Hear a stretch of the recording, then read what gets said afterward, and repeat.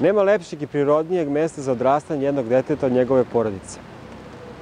Iz porodice počinje sve dobro, ali i sve loše. U vreme ekonomske krize i urušavanja društvenih normi, pojedine porodice su dovedene na ivicu propasti. One postaju disfunkcionalne, roditelji su na korak od toga da im se oduzme starateljstvo, a deca da promene svoje prirodno okruženje. A snaga društva je u snazi porodice.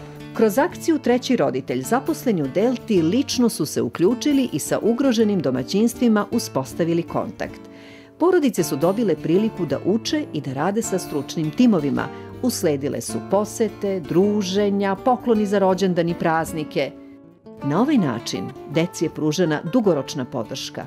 Stvorene su neke nove veze iz kojih su porodice izašle jače i samostalnije, a kolege iz Delte plemenitije i bogatije za jedno veliko prijateljstvo. Koliko imaš godina? 9. Je li tebi danas rođendan? Da.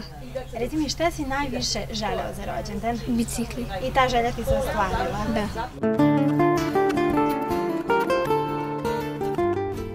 Mislim da svaka vrsta pomoći, bilo da je u pitanju hrana, higijena, sredstva za decu, za školu i bilo kakva druga vrsta pomoći od jako velikog značaja, budući da porodica nema skoro nikakva primanja, sem socijalne pomoći i dečjeg dodatka.